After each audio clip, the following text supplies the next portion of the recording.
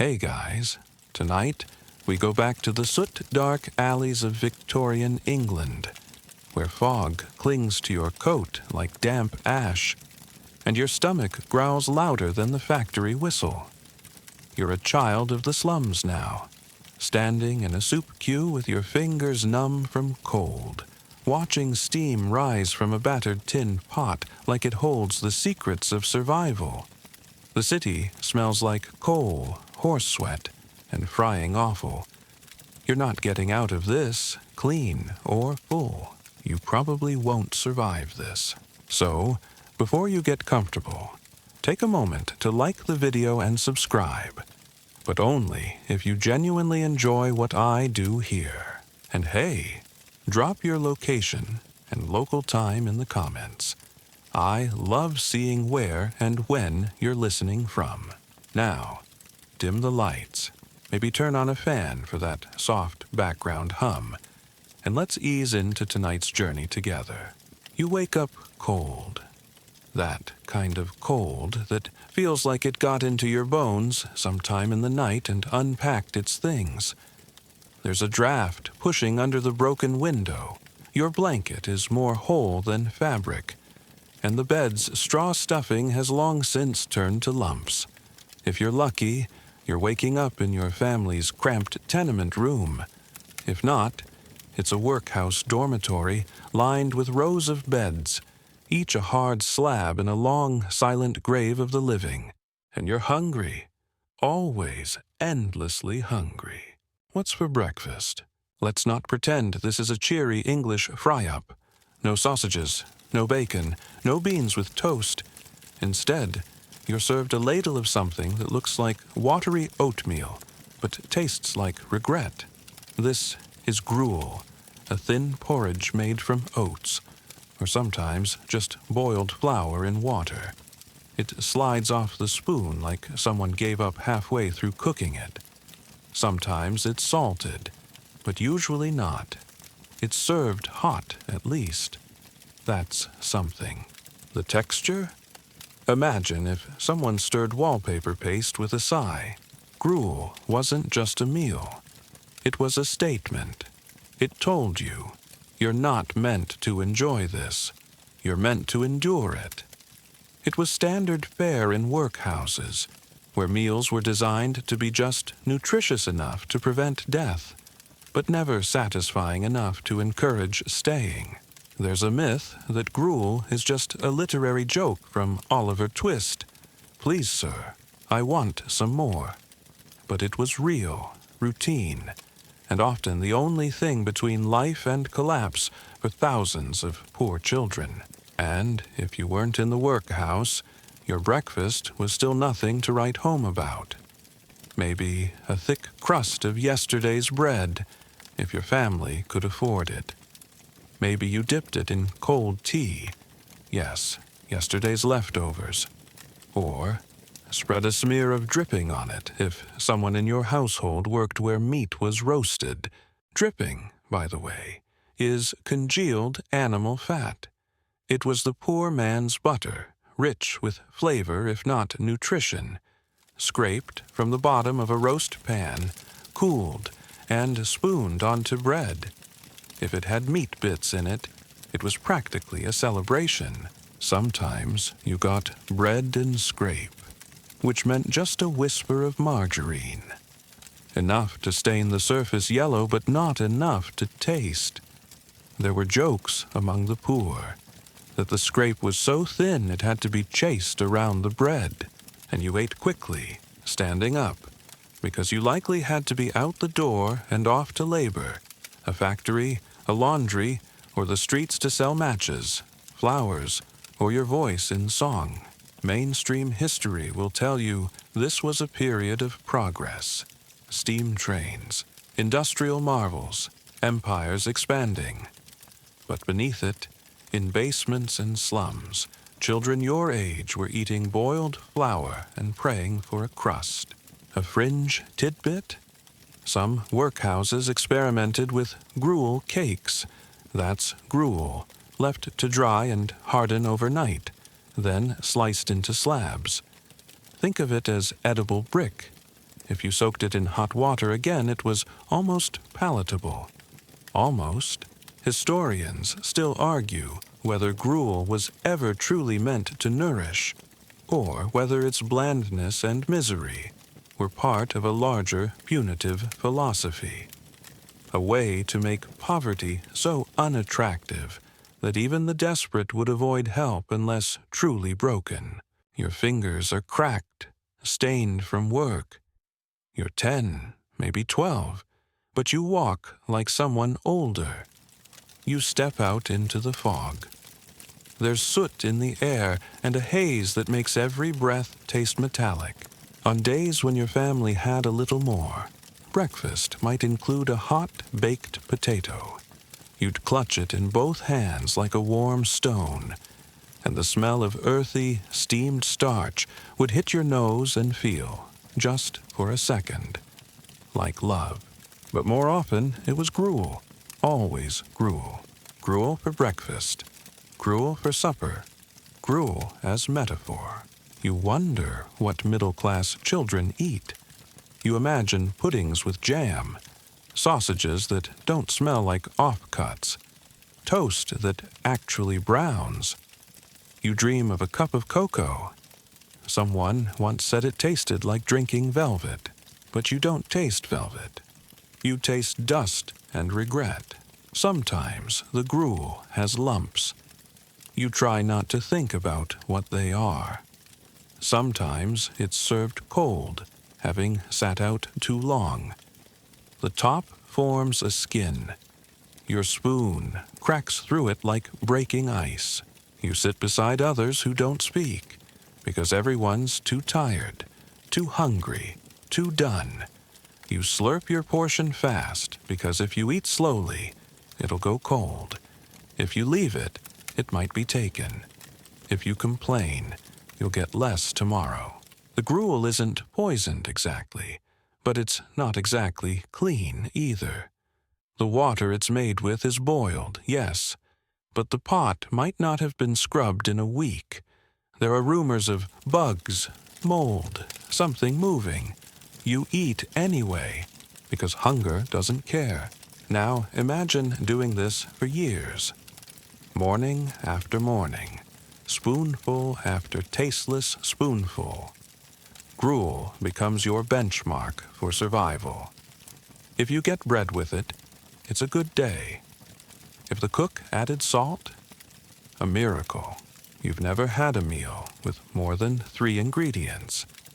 Never had anything roasted. You've never peeled an orange. You've never cracked an egg. You've heard of jelly, but you're not sure if it's real. And the people feeding you, they're not cruel. Not all of them. Some are just tired. Some are trying their best. But the system isn't built for kindness. It's built for efficiency, for survival, not satisfaction. You wipe your bowl with your fingers and lick them clean. You don't waste a drop.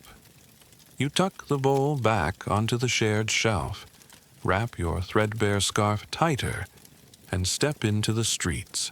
Another day, another round of hunger, another game of seeing how long you can go before your stomach starts yelling again. The sun hasn't fully risen, but your day has begun with gruel and grit, and you're still hungry. You walk down the alley with cold toes and a colder stomach, dodging puddles that might be water, or might be worse.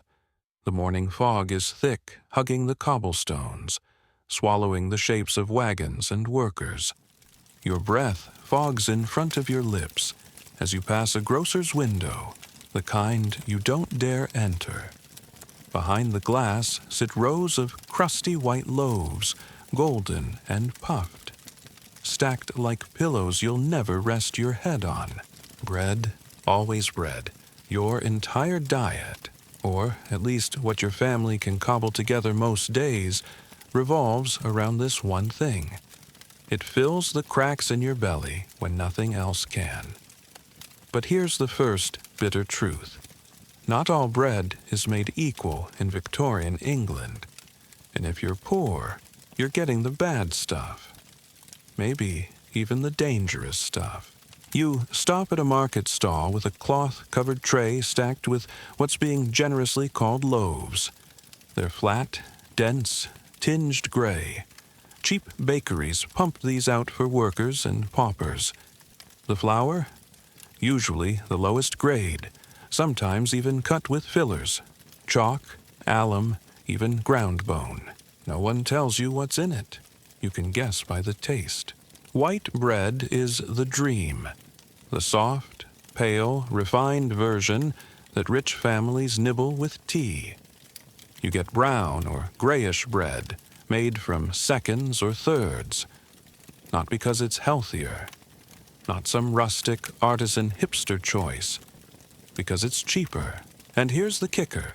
You might be eating bread that could make you sick. Adulteration is the industry's dirty secret. Chalk helps whiten the flour. Alum, a powdery substance sometimes used in dyeing textiles, makes bread fluffier, covers up sour odors, and stretches batches. It's technically poisonous in large amounts. You're technically not supposed to know that.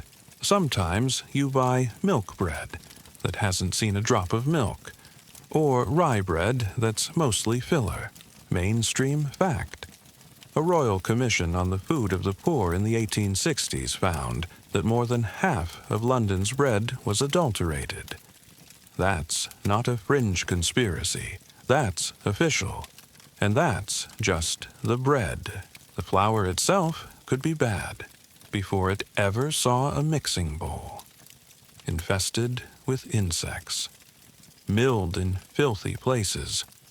Stored near rat droppings. But still baked, still sold. Hunger isn't picky. You break off a piece of your bread and chew slowly, trying to make it last.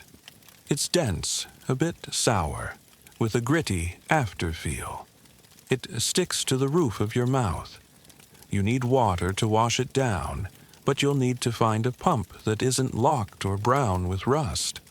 And even then, drinking water straight from the street tap is a gamble. So, what do? You eat more bread. All day, if needed. Bread for breakfast. Bread and dripping for lunch.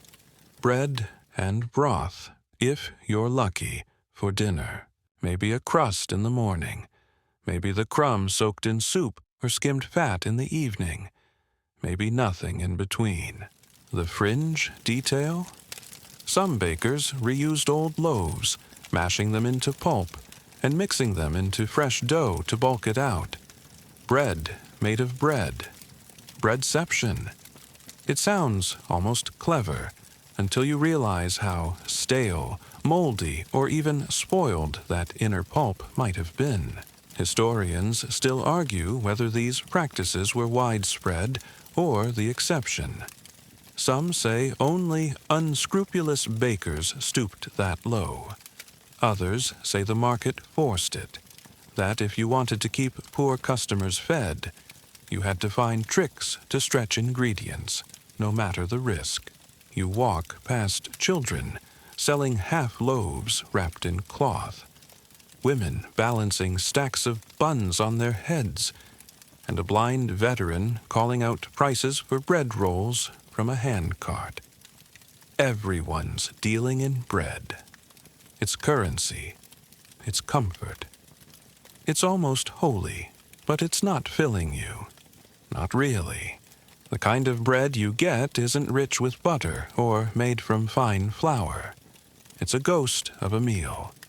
And yet you crave it because you've learned to expect so little. Sometimes, if the stars align, you get bread pudding, made from stale slices soaked in milk, or water, let's be honest. Mixed with a bit of sugar, raisins if someone got lucky, and then baked or fried. It smells better than it tastes, but it smells. That alone can lift spirits. Other days, it's just dry crusts. Maybe with sugar sprinkled on top if someone swiped a cube from a cafe bin. maybe dipped in hot water to soften it, maybe gnawed straight. The bread you dream about, though, that golden loaf behind the glass, the one you'd press your fingers against if the shopkeeper weren't scowling at you. You pass it every day. You wonder what it tastes like warm. You wonder what butter really tastes like. Not the animal fat you use, not the lard from your aunt's frying pan, but real, thick, yellow butter. Maybe it melts slower. Maybe it makes the bread sing. But that's someone else's plate. You notice the difference when rich children toss bread to pigeons. That bread would have fed your whole family. Your little sister would cry tears over that kind of waste. Sometimes, your mother toasts the bread directly over the fire grate. No toaster, of course. She holds it with a fork or just lays it on the coal shovel. It burns around the edges, curls with smoke. You eat it warm and quick before it cools into cardboard again. If she has time, she'll make bread soup, boiling water, torn bread, maybe a bit of onion if there's any. It's more hot than nourishing, but in winter it can feel like something. You spot a vendor yelling out the price of day-old rolls, a halfpenny each. That's still too much. You turn your pockets inside out and feel the familiar ache of empty. Still, you watch people buy. You inhale the scent. It's cruel, this world of bread, so close, so constant, so unattainable in its best form. If you ever work in a bakery, common for orphans and street kids, they pay you in scraps. Literally. Ends of loaves, burned bits, trimmings. You sweep flour from the floor. You breathe yeast all day. And then you go home with a bag of crumbs. And you're still lucky to get it. But you learn to toast the crumbs. Add sugar if you find any. Layer it between spoons of weak tea and call it dessert. There's a pride to that. Making do. Turning stale into special. It's not glamorous. It's not romantic. But it's survival. And somehow, day after day, bread after bread, you're still here, still chewing, still alive. Bread is everything, and yet never quite enough. You find it in a sack under the sink. You find it sprouting in a basket by the stove. You find it buried in the ashes of last night's fire, still warm, still edible, still everything you need to get through the next few hours. The potato, it's not glamorous. It's not dainty. It's not something the upper class sings about over bone china and silverware. But for the poor in Victorian Britain, the potato is king. Cheap, filling, and hard to mess up too badly, even if all you have is a fireplace and some hot coals. You can boil it, bake it, mash it, fry it in sweet, toss it into a stew, or just eat it cold with cracked fingers and calloused hands. You grow up peeling potatoes with a blunt knife and burning your tongue on their steam. You grow up believing that if heaven exists, it probably smells like roasting spuds. This morning, you're lucky. Your mom's got a small pot bubbling on the grate. Inside, water, a few herbs that might be nettle or might be weeds, and 2 whole potatoes. Not floury ones, no. Small, stubby, sooty ones, maybe sprouted. But real food. You sit nearby and let the heat from the pot rise into your cheeks, watching the skins wrinkle, the water cloud. A feast in progress. You'd trade a week of gruel for this smell. Mainstream historical fact. By the mid-19th century, potatoes were the dietary backbone of the British poor, especially in urban slums. In some areas, they accounted for up to 80% of daily caloric intake. If you were Irish, it was even more. Potatoes were your breakfast, your lunch, your dinner, and your prayer. You'd eat them with salt if you had it, vinegar if you were really lucky, a splash of gravy if someone in the house worked at the butcher and swiped a spoonful. Most days, it was just the spud and your imagination. Sometimes, you even ate them raw. No joke. You'd bite in with your molars, crunch down like a hungry rat, and keep going. Not because it tasted good, but because there was something to chew. And if you had suet, a crumb of beef fat saved from another dish, you could fry thin slices of potato into what would later become chips. Crisps, if you're fancy. But back then, you just called them fried taters and burned your tongue every time. Some nights, you tossed a potato right into the fire. No foil, no pan, just a blackened lump among glowing embers. You'd pull it out with a stick, crack it open with a rock, and blow on the steaming fluff inside. Sure, your hands were soot-covered and your face smudged, but that first bite was bliss. Hot, soft, earthy, like hope, but edible, fringe tidbit. In some poor London districts, children made pocket warmers out of baked potatoes. They'd carry one in each hand on freezing mornings, warming their palms. By midday, they'd eat the now cool potatoes for lunch. Dual-purpose survival. Historians still argue whether the potato's popularity among the poor was entirely by necessity, or if there was also a cultural comfort to it. After all, potatoes are easy to grow, even in backyard soil or a pot. Some families grew their own in scraps of land or window boxes, making the humble tuber both food and a small gesture of self-reliance. And yet, the potato's reputation was a little complicated. For wealthier Victorians, it was peasant food, bland, dirty, associated with the Irish, with famine, with people who couldn't afford meat or elegance. Some newspapers even warned that potatoes might make workers lazy due to their starch-laden dullness. You, of course, think that's rich, coming from people who eat asparagus with forks that cost more than your rent.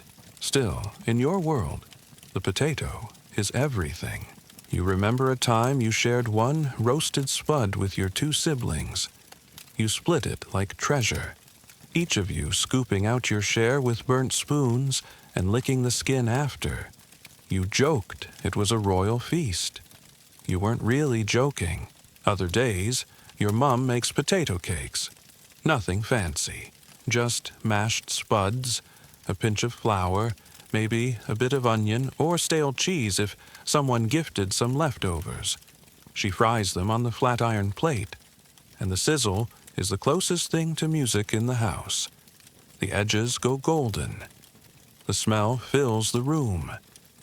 You can taste it before it even hits your tongue, and it hits different, because it's not gruel. It's not bread crust. It's hot, chewy, familiar. You've learned to look for potato sellers on street corners, women with trays, hawking hot taters, wrapped in paper or rags. You hold one in both hands. The skin peels back. You swallow it whole, barely chewing, because the warmth is too precious to waste. You also know the disappointment of the green ones, the ones that went soft too early, the ones with black spots or that odd chemical smell. You might still eat them, but carefully, peeling off what you can, scraping off what you can't. Sometimes you come across a stew, usually made by pooling food from neighbors, a couple of potatoes, a carrot or two, an old bone, maybe a cabbage leaf if you're living large. But without the potato, it wouldn't even feel like food. It's the anchor in a sea of wishful thinking. The local food charity once gave your family a basket. Inside, among a few onions and dry biscuits, were 4 plump potatoes. Your mom almost cried. She made them last 4 meals. And let's not forget the irony. When the Great Irish Famine hit in the 1840s, it wasn't just a potato shortage. It was a death sentence for an entire class. You've heard the whispers. Families reduced to eating grass, children starving while grain was exported, all because the potato, the one dependable lifeline, failed them. So, when you look at a potato, you don't just see dinner. You see history, desperation, resilience, some kind of weird hope. The upper classes mock it, but you bless it. You carve a little face into one with a knife when you're bored. You roast it, steam it, peel it with your fingernails. You carry one in your pocket when you're cold. You dream about them when you're down to bread crusts again. It's not a delicacy. It's not fashionable. But for you, and millions like you, it's the difference between going to bed with a gnawing emptiness or with a full belly and a warm gut. And tonight, when the coals die down and the pot's been scraped clean, you'll curl up on the straw mat with potato skin on your breath. And that, in this world, is something like peace. You find it in a sack under the sink. You find it sprouting in a basket by the stove. You find it buried in the ashes of last night's fire, still warm, still edible, still everything you need to get through the next few hours. The potato. It's not glamorous. It's not dainty. It's not something the upper class sings about over bone china and silverware. But for the poor in Victorian Britain, the potato is king. Cheap, filling, and hard to mess up too badly. Even if all you have is a fireplace and some hot coals, you can boil it, bake it, mash it, fry it in suet, toss it into a stew, or just eat it cold with cracked fingers and calloused hands. You grow up peeling potatoes with a blunt knife and burning your tongue on their steam. You grow up believing that if heaven exists, it probably smells like roasting spuds. This morning, you're lucky. Your mom's got a small pot bubbling on the grate.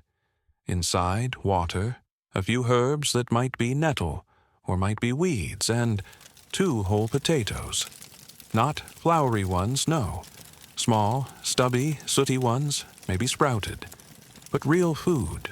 You sit nearby and let the heat from the pot rise into your cheeks, watching the skins wrinkle, the water cloud. A feast in progress. You'd trade a week of gruel for this smell. Mainstream historical fact? By the mid-19th century, potatoes were the dietary backbone of the British poor, especially in urban slums.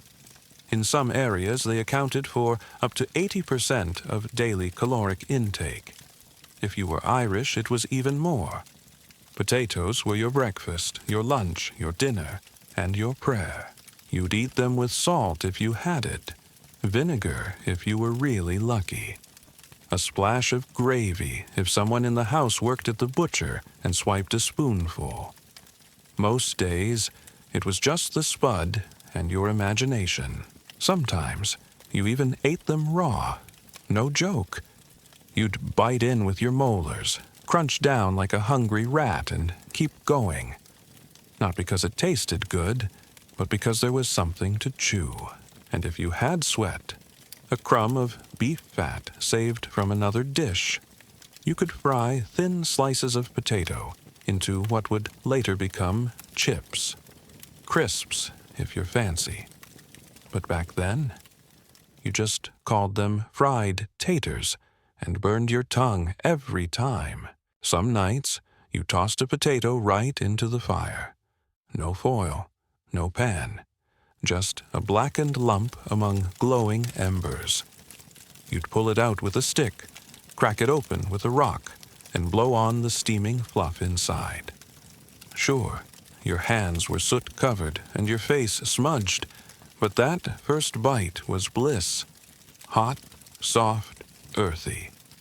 Like hope, but edible. Fringe tidbit?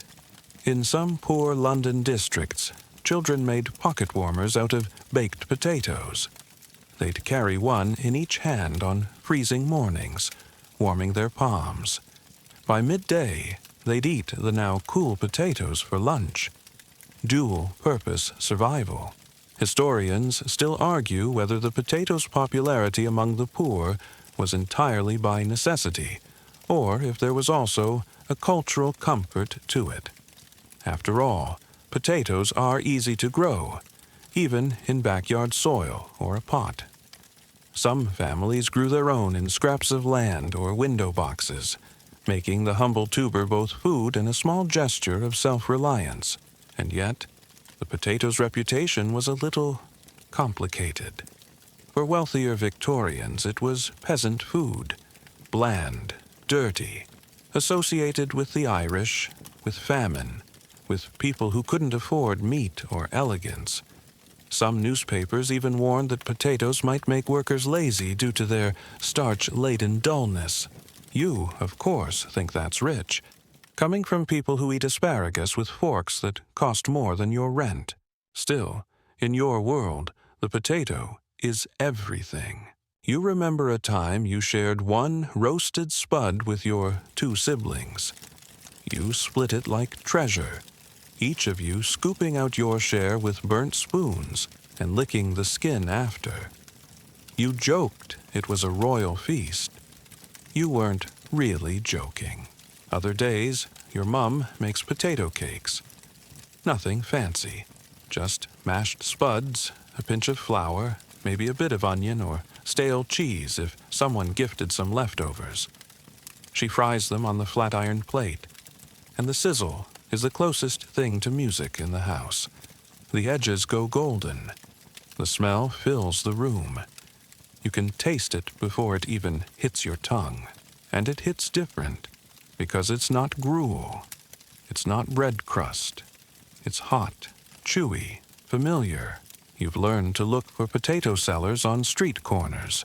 Women with trays hawking hot taters, wrapped in paper or rags. You hold one in both hands. The skin peels back. You swallow it whole, barely chewing, because the warmth is too precious to waste. You also know the disappointment of the green ones, the ones that went soft too early, the ones with black spots or that odd chemical smell. You might still eat them, but carefully, peeling off what you can, scraping off what you can't. Sometimes you come across a stew, usually made by pooling food from neighbors. A couple of potatoes, a carrot or two, an old bone, maybe a cabbage leaf if you're living large. But without the potato, it wouldn't even feel like food. It's the anchor in a sea of wishful thinking. The local food charity once gave your family a basket. Inside, among a few onions and dry biscuits, were 4 plump potatoes. Your mum almost cried. She made them last 4 meals. And let's not forget the irony.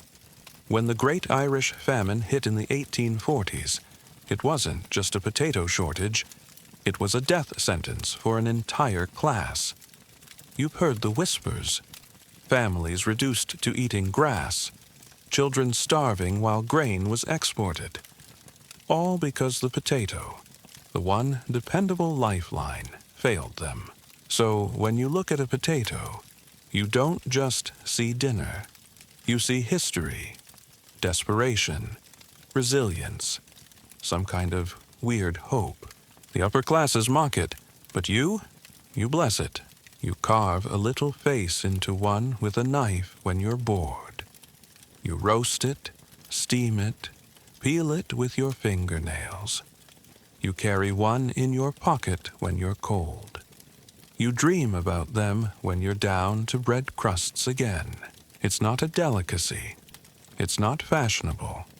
But for you, and millions like you, it's the difference between going to bed with a gnawing emptiness or with a full belly and a warm gut. And tonight, when the coals die down and the pot's been scraped clean, you'll curl up on the straw mat with potato skin on your breath. And that, in this world, is something like peace. You smell it before you see it. The thick, almost sweet scent of boiled fat, fried fish, and something distinctly hoof-ish. It snakes through the narrow streets like a trail, luring you forward, past rows of vendors shouting over one another, clanging pans, sloshing buckets. You turn the corner, and there it is, a street food cart, belching steam and mystery from beneath a dented metal lid. Welcome to Victorian Street Eats. You're about to witness, and maybe eat, some of the strangest, cheapest, most questionable delicacies ever to sizzle on a gutter-side skillet. You're not at a modern food market with artisanal jams and vegan curry puffs. You're outside a soot-covered pub, 2 alleys away from the rag market, surrounded by the kind of food that costs a farthing and has a 50-50 chance of making your stomach cry for mercy. Still, you're hungry. On offer today, jellied eels. Yep. Chopped up freshwater eels boiled in a spiced broth until their natural gelatin sets into a wobbling, translucent slab. It's served cold, often on a scrap of newspaper, and eaten with your fingers, or, if you're refined, a dull knife. You slurp down a chunk. It's salty, fishy, and has the texture of a jellyfish in a corset. Delicious. Mainstream fact?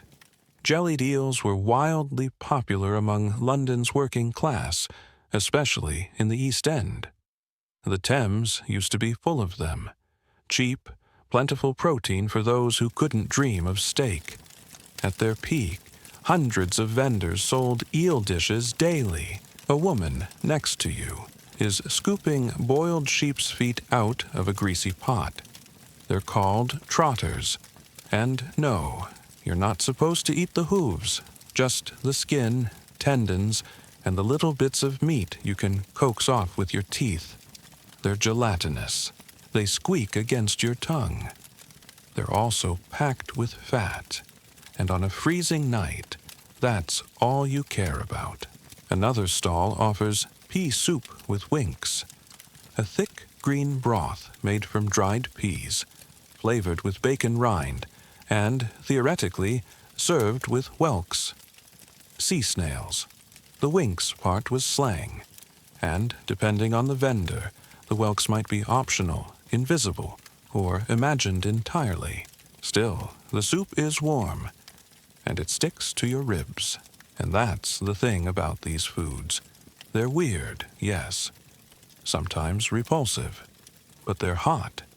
In a world where most of your meals are cold, dry, or depressing, the simple comfort of steam curling around your face while you eat with your fingers in the street is unbeatable. You move along the row of carts. A man yells, "Eel pie! Hot eel pie!" His apron is stained, his fingernails questionable, but the little hand pies are only a penny each. You buy one. The crust is thick, flaky, and not quite cooked in the middle. The eel meat inside is stringy, pale, and vaguely fish-scented. It tastes like salt, onions, and dirt. But again, it's food, and you didn't steal it, so that's a win. Fringe tidbit? In poorer districts, vendors sold a snack known as cat's meat. Small chunks of questionable animal parts skewered on sticks. Technically for feeding household pets, but desperate children would buy and eat them. Cooked or not. No one asked, no one judged. Next to the pie man is a fried fish lady. She's got slabs of cod and haddock bubbling away in shallow oil.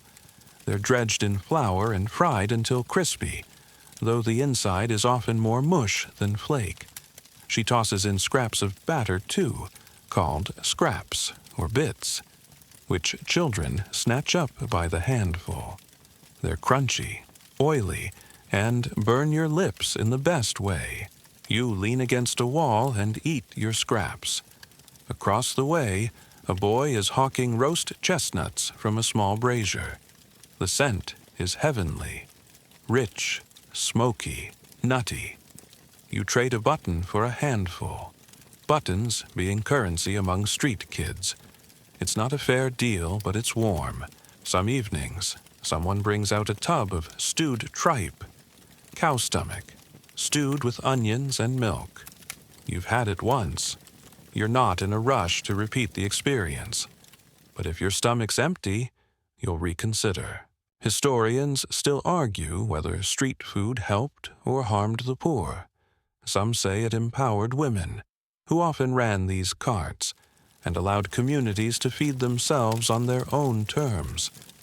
Others point out the appalling lack of hygiene, the adulterated ingredients, and the high chance of food poisoning. You already know the truth. It did both. It got you through the day, and it probably shaved years off your life. But at least you weren't hungry in that moment. You remember the roasted sheep's head. That was a strange day. A vendor roasted the entire head over an open fire, then split it down the middle with a cleaver. People would eat the cheeks, the tongue, even the brain if they were brave or desperate enough. It looked like a horror show, but it was protein, and you can't afford to be picky. One of your favorites, though? Hot potatoes sold straight from the coals. A cart with a bed of glowing embers, potatoes nestled inside like treasure. You'd buy one, blow on it furiously, then peel off the skin with your dirty fingers and suck out the steamy insides. If you were really rich, the vendor might pour a drop of vinegar inside. That was luxury. Every once in a while, a baker wheels out day-old buns. Hard as bricks, but cheap. You chew them slowly, dunking them in water or weak tea. No one says it's good. It just is. Like life. Like soot. Like the feeling of hot food in cold hands. And don't even get started on the sweet stuff. Cheap candies sold in jars by the ounce. Taffy, aniseed balls, boiled sweets. Most were full of dyes and strange chemicals. Some were even toxic. But when a neighbor gives you one, or you find a dropped sweet on the cobblestones, you eat it without hesitation. Risk be damned. Sometimes you even get a treacle bun. Sticky, chewy, sweet, and salty. It glues your teeth together and tastes like a dream wrapped in crusty paper. That's the kind of snack that sticks in your memory for decades. You know these foods aren't meals. They're moments. Bites snatched between jobs. Nibbles before bed. Warm treats on rainy afternoons. But they are a map of your survival. You eat fast. You don't ask too many questions. And you learn what makes your stomach churn and what fills it just enough to keep walking. This isn't fancy food. This isn't balanced nutrition. But it's part of your story. And tomorrow, when the stew pot's empty and the bread box holds only crumbs, you'll come back to the streets, your nose tuned to the smell of hot grease and vinegar, hoping for trotters, settling for scraps, knowing that somewhere someone is frying something, and that, for now, will have to be enough. The door creaks as you push it open, the smell hitting you before the heat does. Turnip water, cabbage steam, and something vaguely metallic. The room is low-ceilinged and lined with benches. A few battered tin bowls sit stacked near the front, waiting. You shuffle in, clutching your ration token, trying not to make eye contact, but also desperately hoping someone notices that you're there. This is a soup kitchen, or maybe a penny dinner hall, or maybe one of the new slum mission canteens that have popped up in the last few years. You're not picky. If there's hot food and it doesn't require groveling, you'll take it. No one speaks loudly. The scrape of spoons, the occasional cough, a sniffle, a muttered thank you. It's not shame, exactly. More like practiced invisibility. Everyone here knows the rules. No pushing, no begging, and no pretending this is anything other than what it is. A lifeline with a ladle. On good days, the pot holds actual soup. Not just watery broth, but stuff you can chew. Barley, onions, carrot chunks, potato shreds. On bad days, it's more like vegetable tea, and even then, you'll lap it up with the same hunger. Mainstream historical fact? During the Victorian era, charitable food distribution soared. Soup societies, often run by churches, reformers, or women's guilds, aimed to provide the poor with a meal that was cheap, nourishing, and morally uplifting. Emphasis on the morally. You weren't just fed, you were watched, judged, measured for redemption. Some kitchens served only those who attended a sermon first. Others offered free meals in exchange for prayers, labor, or good behavior.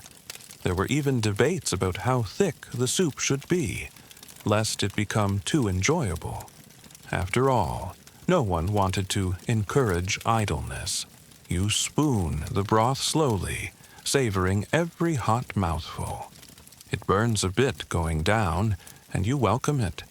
It's better than cold gruel or a dry crust, and there's a strange comfort in eating, among others, even if no one looks at each other. It's like you're all pretending this is just dinner, not survival theater. Fringe tidbit? Some penny dinners were so precisely priced that patrons paid a halfpenny for broth, a halfpenny for bread, and another for meat water. That's right. Water used to boil meat, ladled out like liquid gold. The real meat was long gone, of course, but the hint of its presence gave hope. Historians still argue whether these programs were more about helping the poor or managing them. Was this charity or control? A lot depended on the provider. Some truly cared. Others were obsessed with respectability, sniffing at the idea of giving without judgment. You finish your soup and return your bowl. It's washed in the same tub where others have been scrubbed. Barely warm water, a rag that's seen better centuries. Hygiene isn't the priority. Efficiency is. And dignity. Well, you hold on to what you can. Later that week, your mum sends you to the kitchen for the deserving poor. You know what that means. You'll wait in a long line, maybe in the rain, with a chit from the church proving you're not a drunk, not a thief, not beyond hope. The vicar will smile at you with eyes that never quite meet yours. He'll ask how school is. You'll lie and say fine. He'll nod, drop a coin into your palm, and whisper something about God's plan. The kitchen smells better than most. A proper cook oversees it, stern, flour-dusted, always muttering about salt. The soup is thicker here. There's bread, sometimes a biscuit. The portions are small, but your body remembers them later. You learn the rhythms. Mondays are lentils. Thursdays are barley. Fridays are fish stew, because somewhere someone decided that even the poor need ritual. And then there's the non-kitchens, neighbors who open their homes during hard winters, pooling whatever food they have. A widow with a big pot. A washerwoman who saves her boiled cabbage water. You bring your own bowl. You eat on doorsteps. You try not to spill, because if you drop even a spoonful, there's no second helping. These slum kitchens don't ask for prayers. They don't hand out tokens. They just feed. And in the eyes of the children crowding around the pot, That makes them saints. You remember one cold evening when someone passed around bone broth, hot water simmered with animal bones, a few turnip peelings, and a crust of cheese rind. It smelled better than it tasted, but the heat alone made it heavenly. You burned your tongue. You didn't care. There's a pecking order, though. Always. The elderly go first, then mothers with babies, then children, then the rest. If you're sick, you move faster in line. If you look strong, they assume you can wait. You learn to hunch a bit, to cough at the right moment. One day, you see a boy turned away for bad behavior. He'd shouted at a matron the day before. Today, he goes hungry. The message is clear. Food isn't free. It costs reputation. Even the language around it is controlled. It's never called dinner. It's relief. It's assistance. You don't eat. You receive nourishment. But still, you keep coming back. Because even under these rules, even in this strange economy of morality and soup, you're warmer here than anywhere else. And sometimes, on the best days, you hear laughter. Not yours, maybe, but someone's. A small joke. A bit of bread tossed between friends. A smile from the cook when she adds an extra ladle without saying anything. You remember the look on your sister's face when she tasted pea soup for the first time. She smiled so wide, her spoon clattered to the floor. She picked it up, wiped it on her dress, and kept going. She didn't care what it was called. It was hot. It was food. And in that moment, it was everything. You sit by the window tonight, listening to the creaks of the house and the wind whining through the cracks in the glass. There's a rumble in your belly and a flicker of something more stubborn in your chest. A craving. Not for bread, not for potatoes, but for something rich, warm, meaty, savory. You dream of stew, real stew. Thick, fragrant, brown as old boots and just as tough. Chunks of meat so tender they fall apart with a glance, surrounded by carrots, onions, gravy, and dumplings the size of your fist. Of course, that's not what's on your plate. Not tonight. Probably not ever. But the idea is nice, isn't it? Meat, for the Victorian poor, was less food and more legend. It existed. You saw it, smelled it, watched others eat it. But for your class it was a rarity, a luxury, a once-a-week if that miracle. And even then it came with qualifiers, gristly, chewy, riddled with bone or boiled into oblivion. Let's talk about the kind of meat you did get, if you got any. Offal. It's a polite word for the parts of the animal nobody else wants. Liver, kidneys, hearts, lungs, tripe, even brains and intestines. If it could be chopped, boiled, or fried, someone, somewhere turned it into dinner. It might not have smelled like heaven, but it beat another plate of soup. Mainstream historical fact. By the late 1800s, offal was the primary form of meat consumed by the urban poor, especially in London, Manchester, and Glasgow.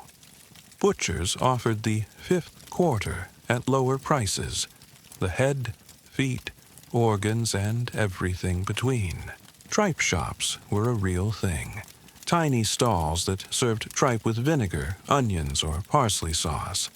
You'd get a bowl, a hunk of bread, and maybe a look of pity if you were lucky. The texture was, well, you either got used to it or you didn't.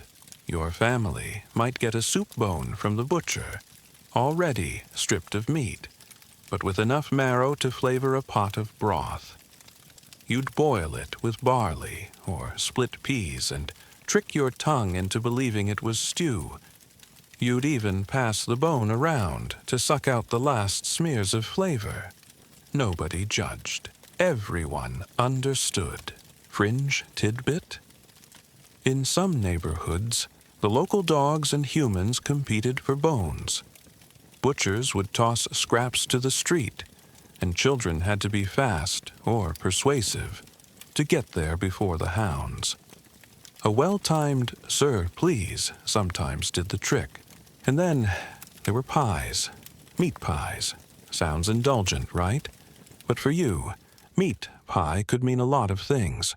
Often, it was 70% pastry, 20% mystery gravy, and 10% whatever had been trimmed off a carcass that morning.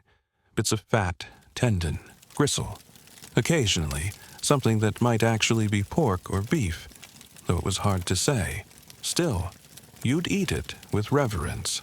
Hot, flaky, and wrapped in paper. You'd blow on each bite like it was gold. If you were feeling daring, you'd ask what was inside. If the vendor answered at all, it was usually just a shrug. Meat in it? Historians still argue whether the working class got enough protein to stay healthy.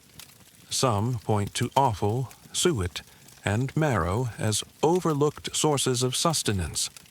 Others say the nutritional gaps were so wide that entire generations were stunted, shorter, weaker, and more vulnerable to disease.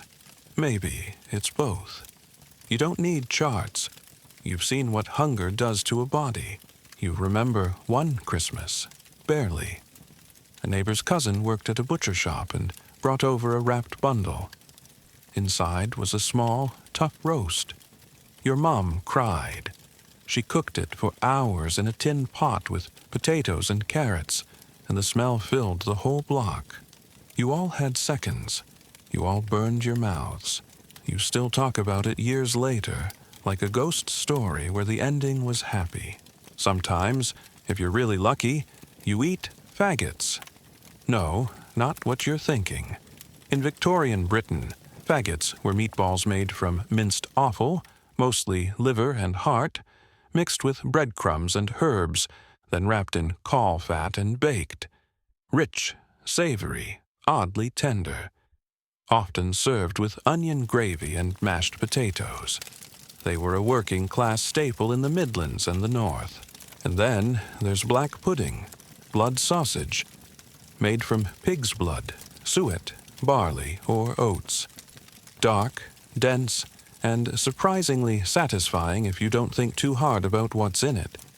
The iron tang sticks to your teeth. You feel stronger after eating it. Maybe that's real. Maybe it's just hope. You've tried cow heel soup once. Gelatinous, slurpy, and thick with sinew. Not your favorite, but it filled you. Your mom said it was good for your bones. You didn't argue. On market days, you might spot heads on display. Pigs, sheep, even calves. If you had a few pence, you could buy the cheeks. Fried with onions, they were tender and rich. If you had no money, you watched. You waited. You offered to carry a package for a vendor in exchange for scraps. Sometimes it worked. Every so often, the streets smelled of roasting meat. Not from your house, of course. From the roast shops, where wealthier folk picked up Sunday dinners wrapped in brown paper. You linger outside, pretending to tie your boot, just to inhale. The aroma, fat, spice, smoke, would stick to your clothes. You'd close your eyes and pretend you'd eaten it. You'd go home to bread. Maybe a crust dipped in drippings, if your mom saved any. Maybe a marrow sandwich. Literally, a slice of bone marrow scraped onto bread. Greasy, salty, decadent if you'd never had butter. The thing about meat? It made you feel like a person. Like you belonged to the living world. Like your body was worth fueling. And that feeling was so rare, you'd do almost anything for it. You knew boys who worked at slaughterhouses. They'd come home smelling like blood, with scraps in their pockets. You envied them, even as they shivered and coughed and said little about what they saw. The work was brutal, but it paid, and it fed. You hear whispers of better meals, beef roasts with Yorkshire pudding, mutton with mint sauce, lamb chops sizzling in a cast-iron pan, meals with knives and forks and napkins. For you, that's fairy tale stuff. Still, you hope, you dream. One day, maybe you'll eat a real stew, one with so much meat you won't even finish it. You'll wrap up the rest and save it. The idea alone feels dangerous. Tonight, though, it's broth. It's suet dumplings with no meat. It's a bone boiled 3 times too many. It's enough. Not plenty, not joy, but enough. And tomorrow, maybe you'll chase down a butcher's cart. Maybe you'll share a faggot with your sister. Maybe someone will leave a scrap behind, and you'll be just fast enough to get it. Because for the poor, meat isn't food. It's a glimpse of another life. The cold bites through your coat as you crouch beside the small, smoking brazier. Your fingers ache, but they're steady as you clutch the tin mug, warming your hands before you dare sip. It's dark, barely liquid, and smells faintly of roasted beans, or maybe burnt bread. But right now, it's everything. Tea, well, sort of. You sip carefully. It's bitter, a little sour. There's no sugar, no milk, not even a full teaspoon of leaves in that pot the old man brewed. Still, you hold it close like a gift. Warmth, caffeine, illusion.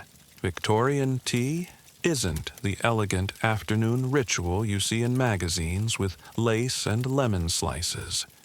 For the poor, it's survival in a cup. Whether it's real, reused, or something more creative entirely. Let's rewind a little. The 19th century saw Britain become a nation of tea drinkers. By mid-century, even the poor were buying small quantities of cheap black tea. It was everywhere. In the slums, in the workhouses, in your neighbor's cracked ceramic cup. The British Empire's trade boom made tea more accessible, and the working class embraced it like a miracle. Mainstream historical fact? By the 1850s, tea was so common among Britain's poor that even the lowest income families spent a notable portion of their budget on it, often at the expense of actual food. Reformers complained about it, but they couldn't stop it. Tea was here to stay. Why? 3 reasons. It was hot, it was fast, and it made you feel like you'd eaten something, even if you hadn't. A strong cup of black tea could suppress appetite for hours. If you added sugar, even better. If you added milk, well, then you were practically royalty. Not that you always had those luxuries. You've had more cups of tea that were actually colored hot water than you'd care to admit. Sometimes flavored with burnt crusts or browned rice. Sometimes made from reused leaves boiled again and again until the water looked like sadness. Still, it smelled like tea. That was often enough. You remember the neighbor who always offered tea. She had 2 chipped cups and 3 children, but if you knocked at the right time, she'd hand you a steaming mug and say, "Drink up, love, before the heat runs off." It tasted like boiled hope, and it felt like kindness. Fringe tidbit. Tea leaves were so precious among the poor that some households would dry used leaves on newspaper overnight and brew them again the next day. A 3rd steeping was common. A 4th was pushing it. Some even bought spent leaves from better-off families, a sort of tea recycling economy. Historians still argue whether the rise of tea culture among the poor was a genuine comfort or a substitute for real nourishment. Reformers lamented that women would spend their meager earnings on tea and sugar instead of bread or soup. Others argued it kept people sane, alert, and warm. As usual, it was probably both. And then there's the ritual of it. You boil water, you steep the leaves, you pour it with ceremony. Even in a slum tenement, with rats in the walls and coal dust in the air, tea could feel sacred. You'd invite someone in for a cup. You'd chat. You'd pause life for 10 minutes and pretend the world wasn't crumbling outside. You learned tricks.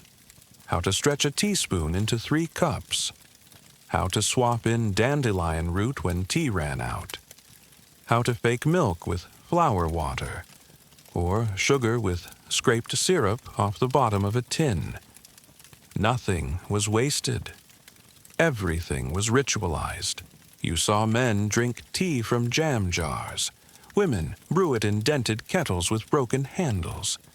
Children drank it young. No one questioned giving toddlers tea if it meant they'd stop crying from hunger. The caffeine didn't matter. The warmth did. And what about coffee? Technically, yes, it existed. But not in your house. Coffee was pricier, rarer, and considered more of a luxury item among the poor.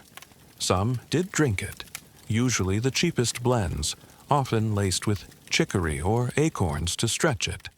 But tea was king.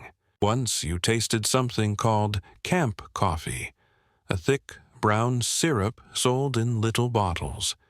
It smelled like burnt sugar and tasted like something between caramel and ashes. You mixed it with hot water, and boom, instant sophistication. You felt like a London gentleman until the bottle ran dry. Back in your room, you stir the pot over the fire. You saved half a teaspoon of leaves from this morning.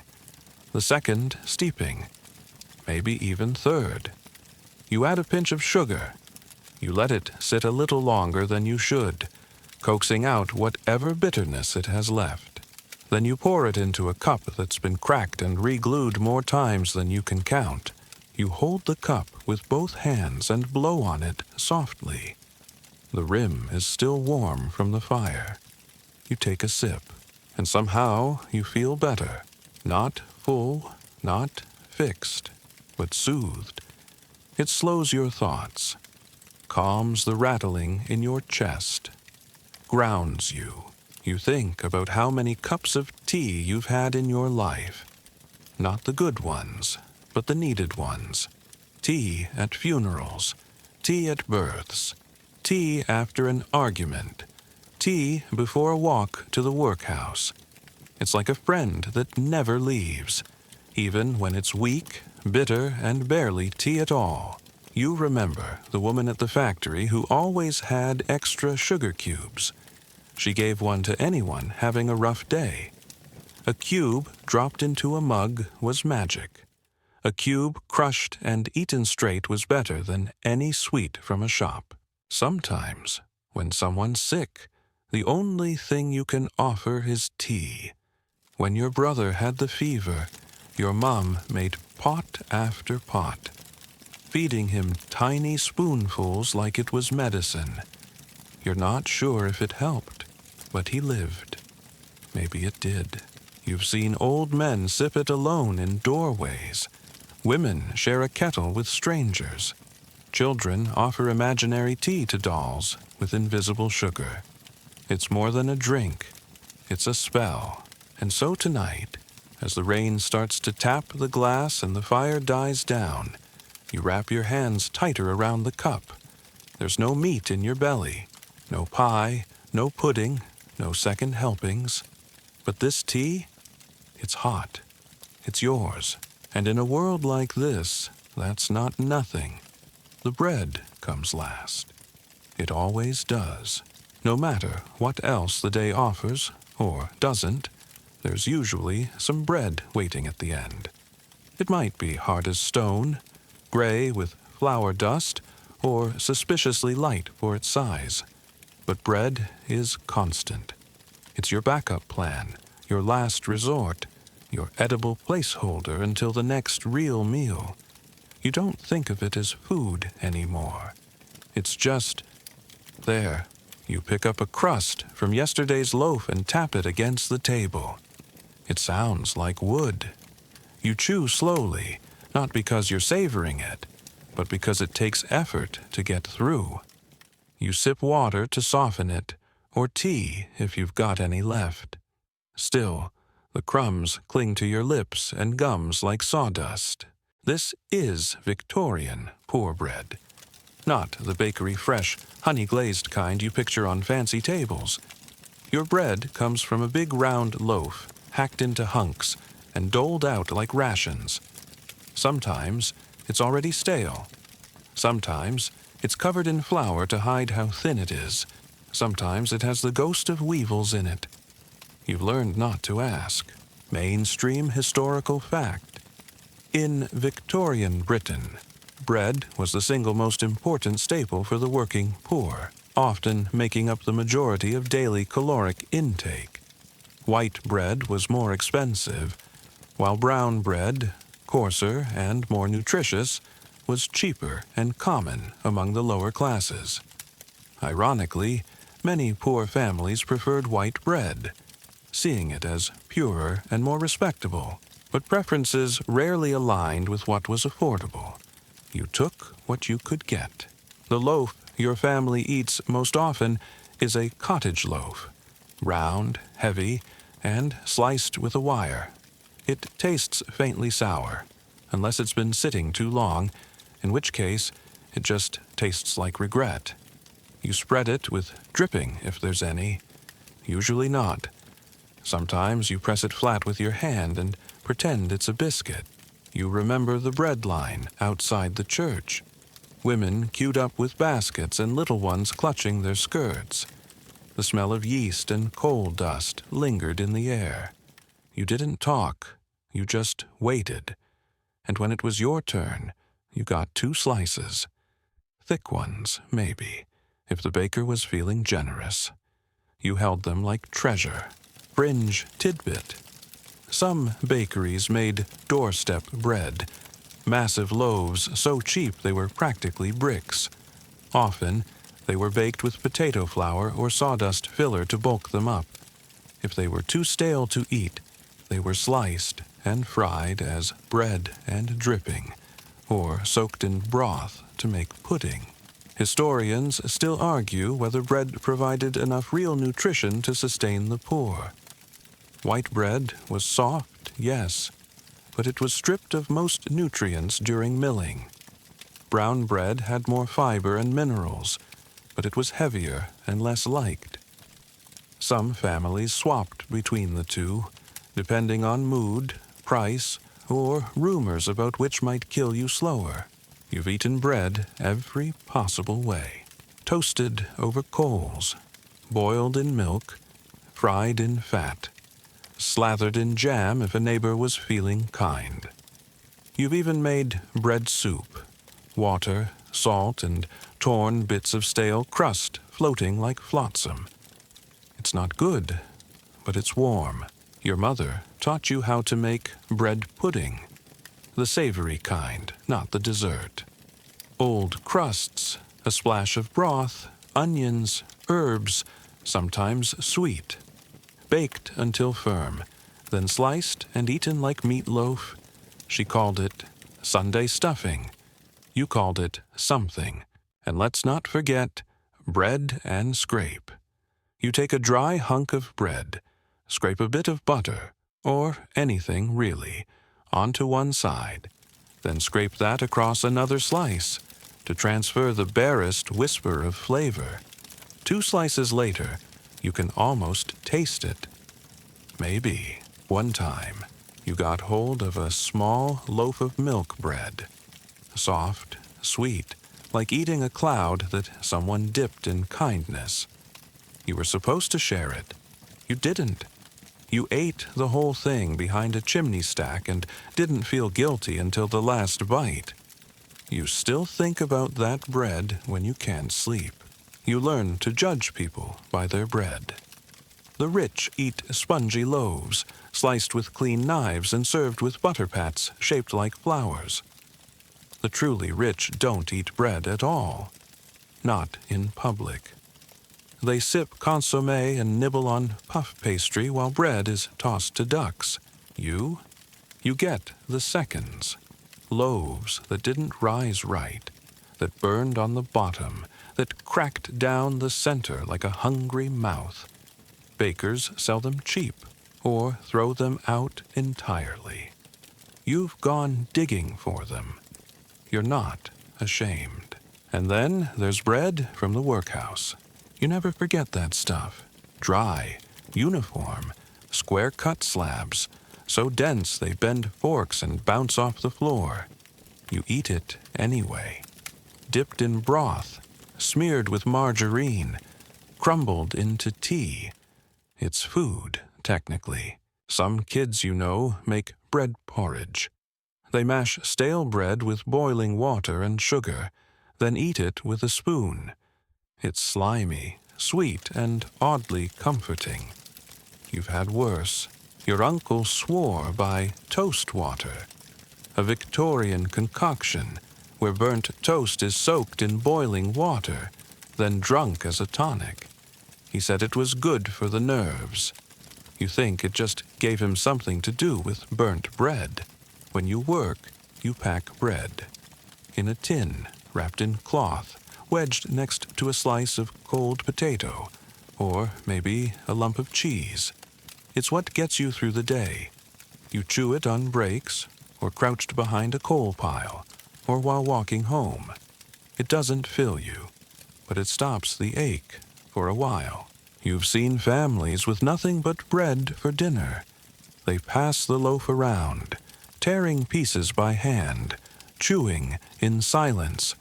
A meal not shared out of joy but necessity.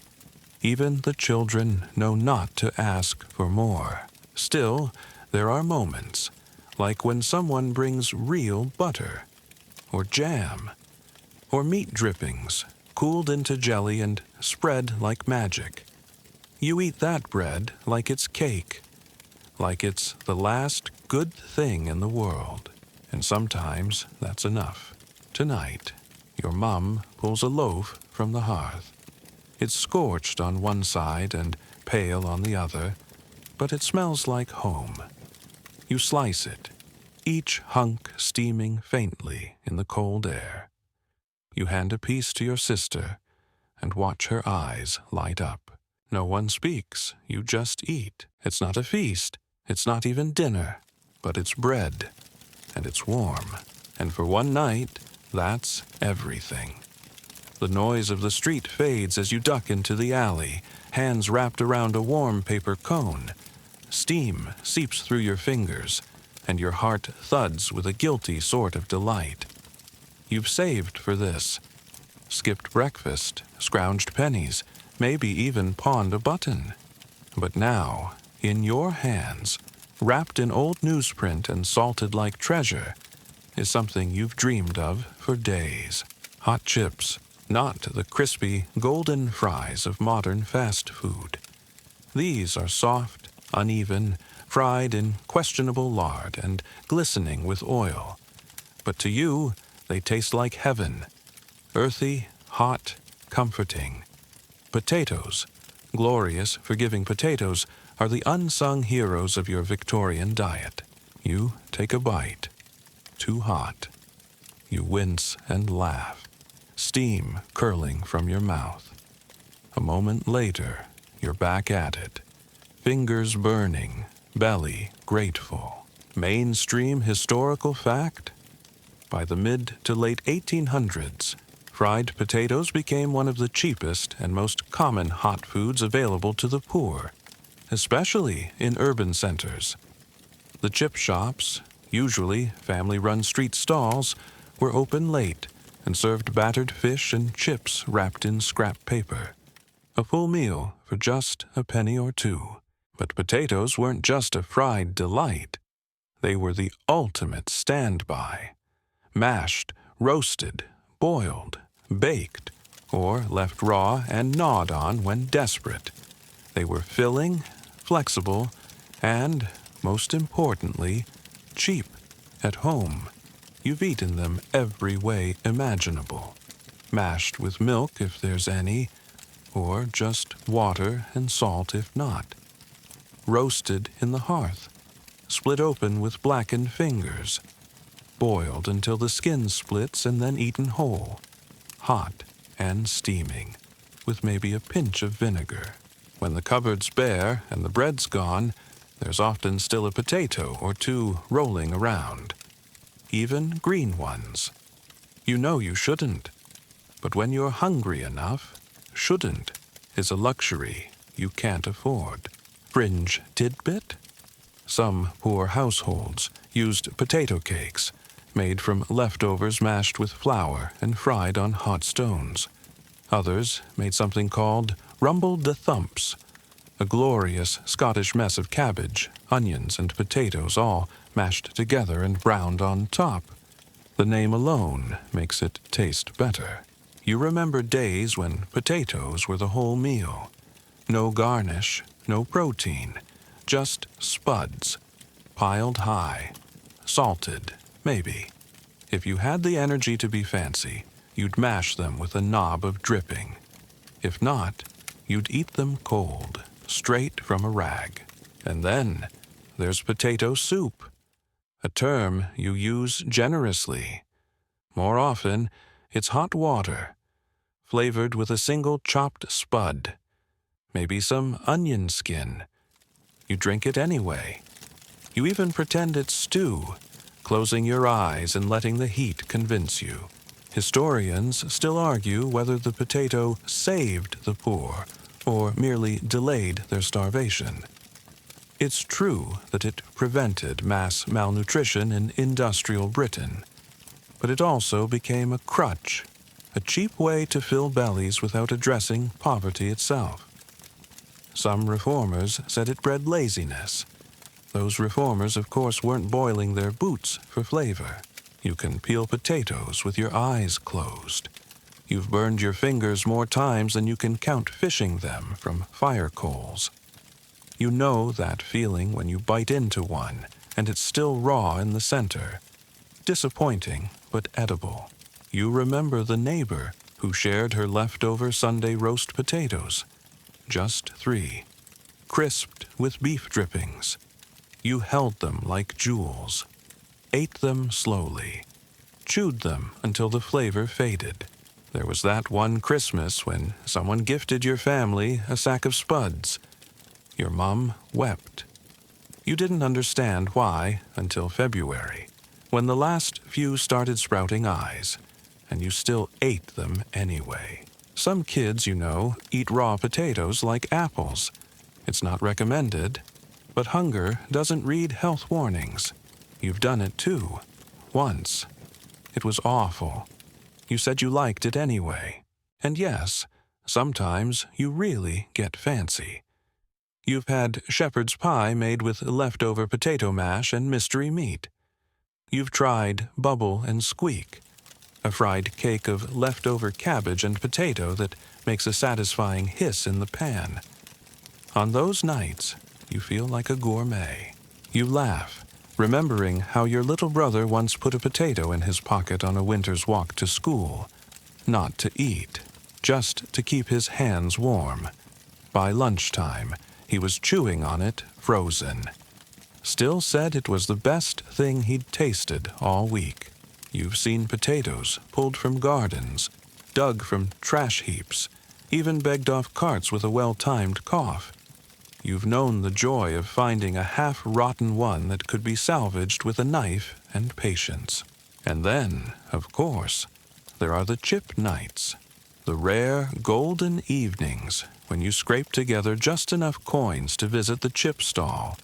You queue behind chimney sweeps, factory girls, widows, and little lads with grubby hands. You nod to the vendor, who knows you by name. And then, the cone. Paper, salt, vinegar, grease soaking through like the world's saddest bouquet.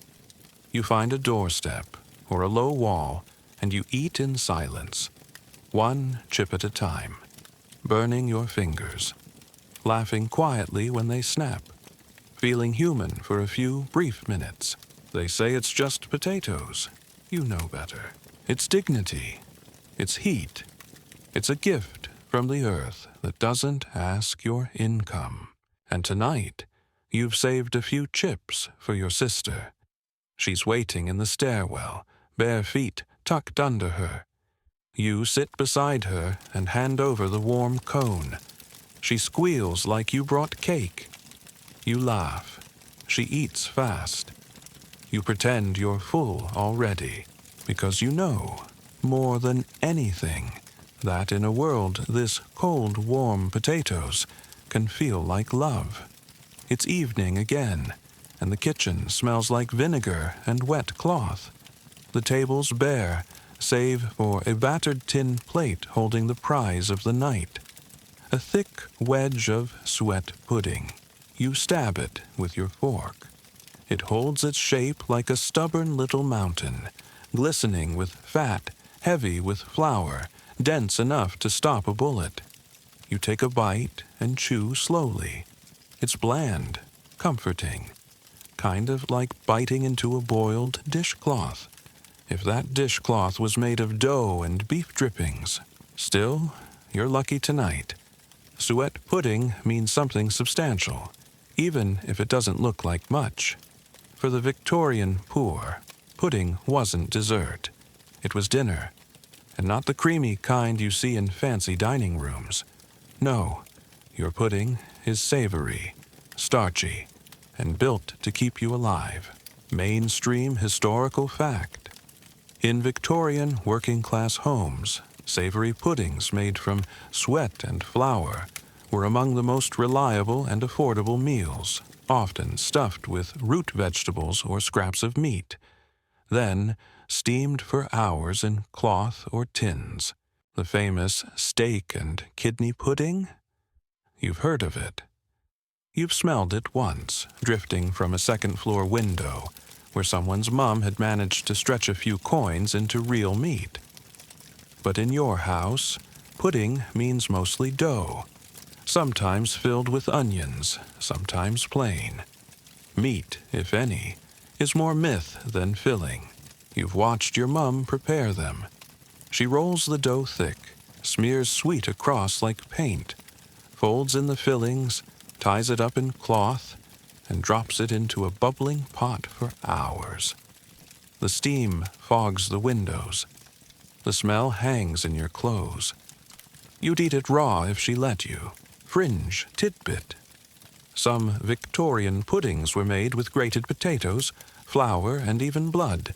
Yes, blood pudding again, but steamed in old shirt sleeves tied at the ends, earning them nicknames like shirt sleeve roll or rag pud. Practicality over presentation every time.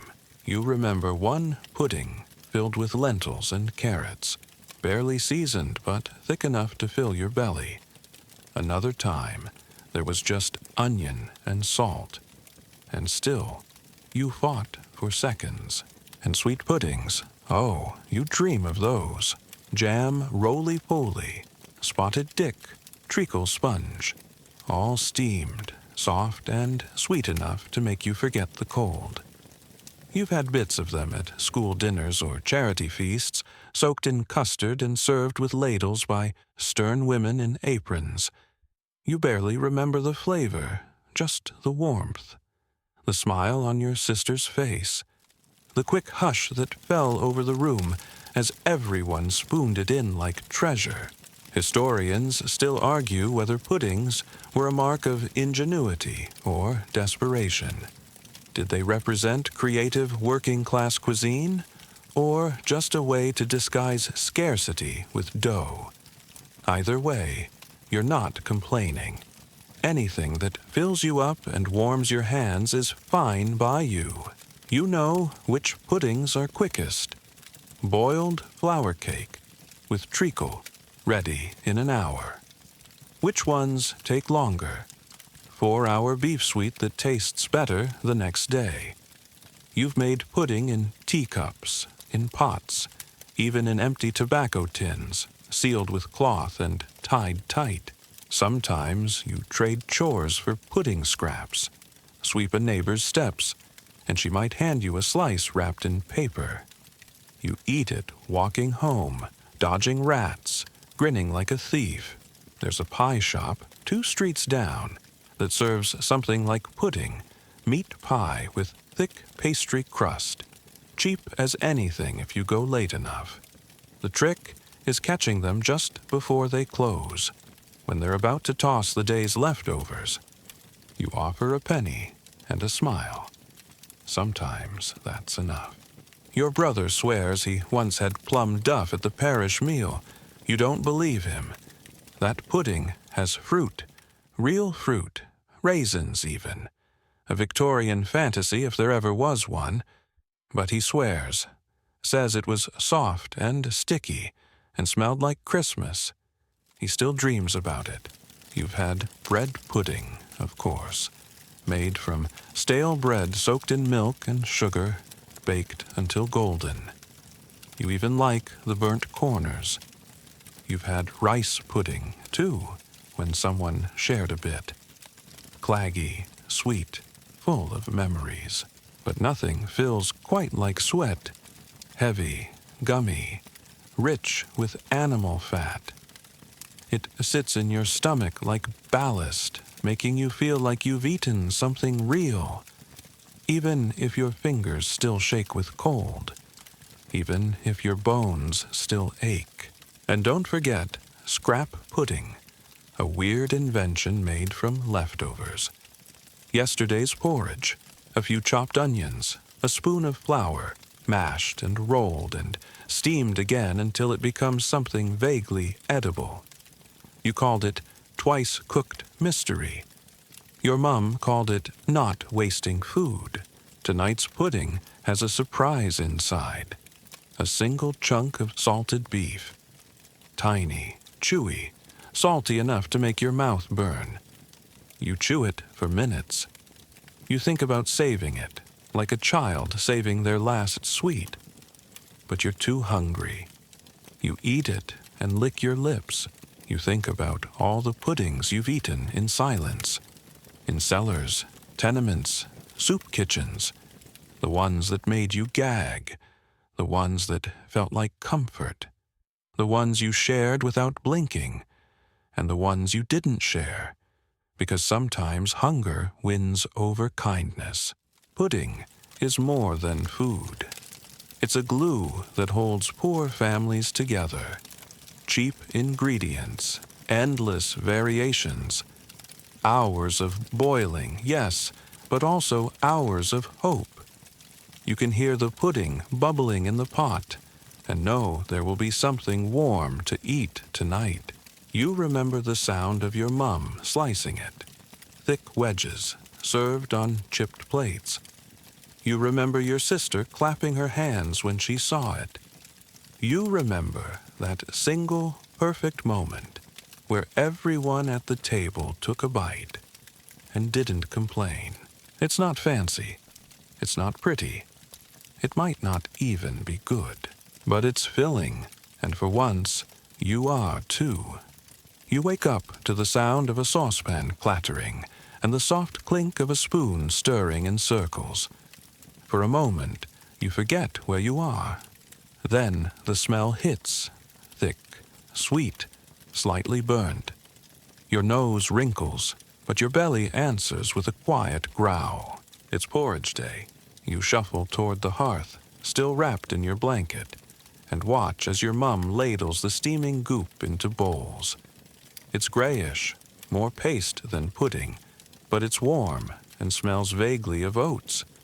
You clutch your spoon like it's silver and dig in. Porridge is one of those things you never stop eating, even if you never quite learn to love it. It's everywhere in the life of the Victorian poor.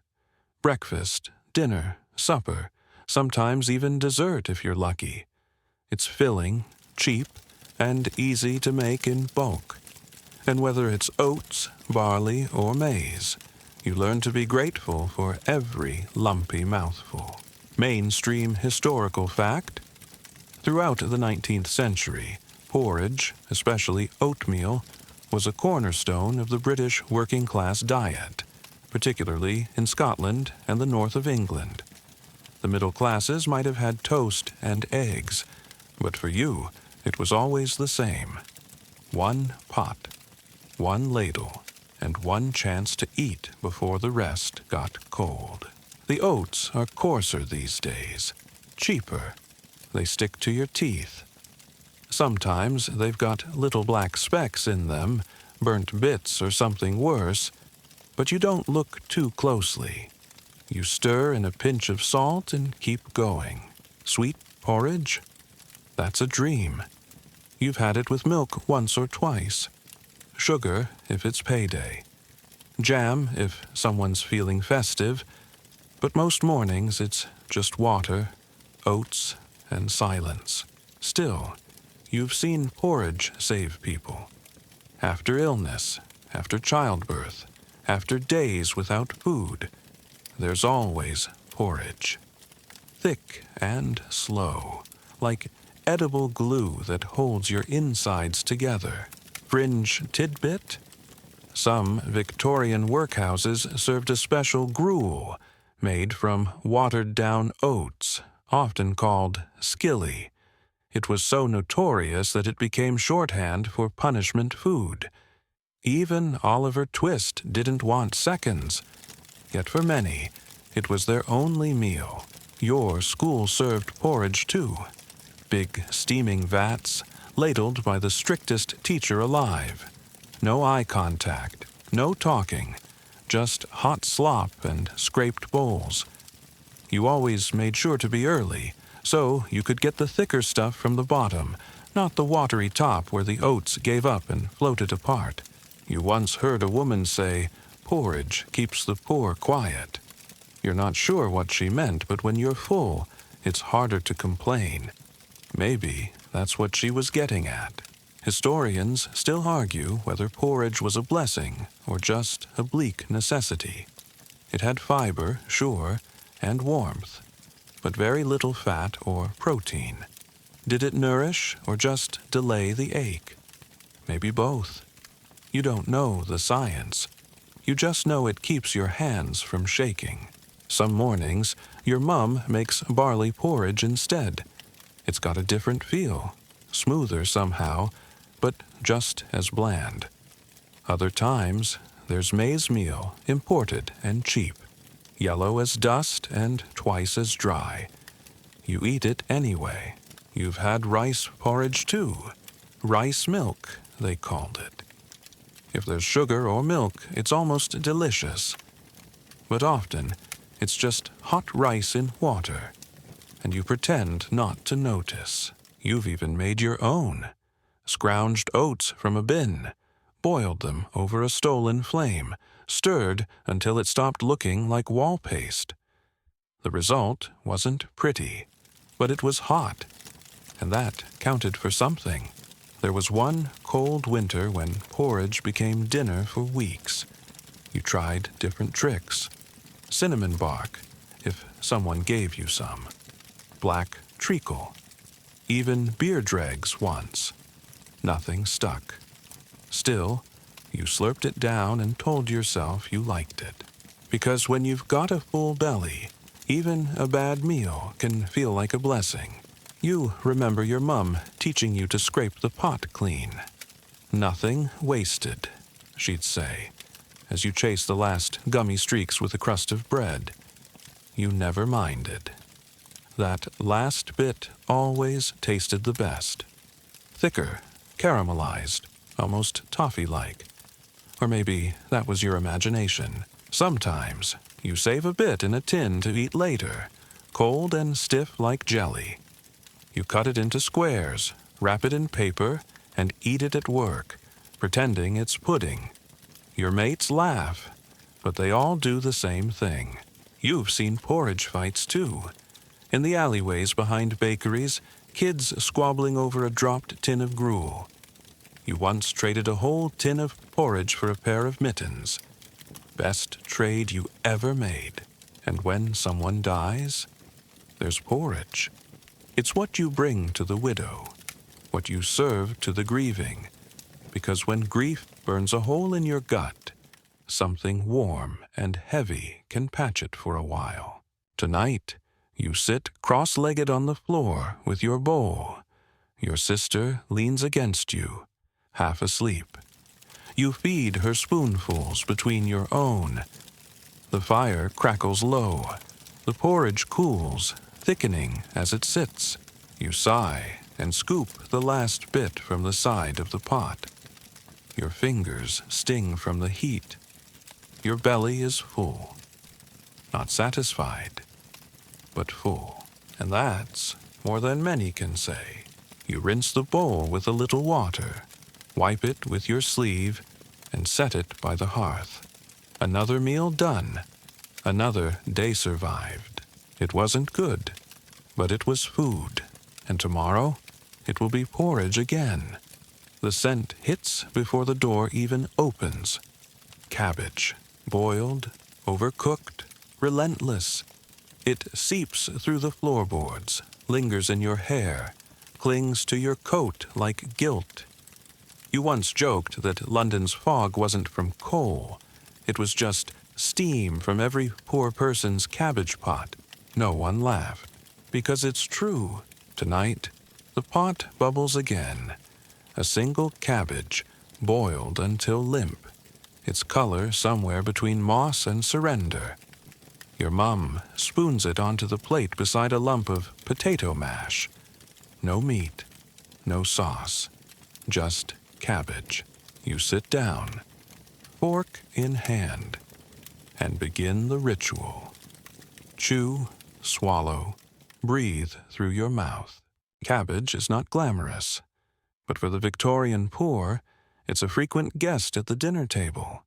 Cheap, available, and tough enough to survive long storage, which is more than you can say for most of us.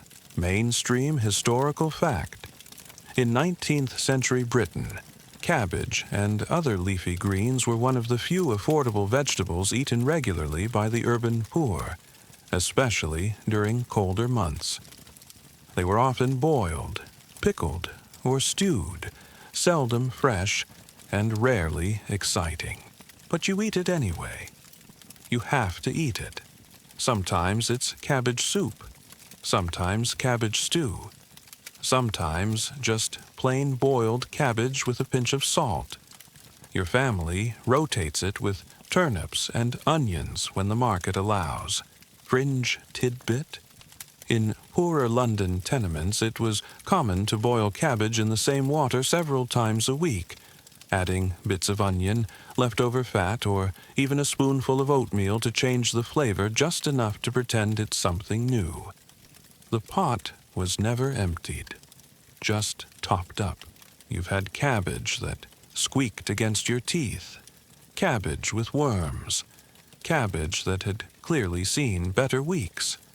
You've had cabbage in pies, folded into dumplings, mashed into porridge, and pickled until it tasted like vinegar, and lost memories.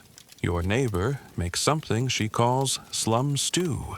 Cabbage, carrot, one potato, a spoon of dripping, and enough salt to stun a horse.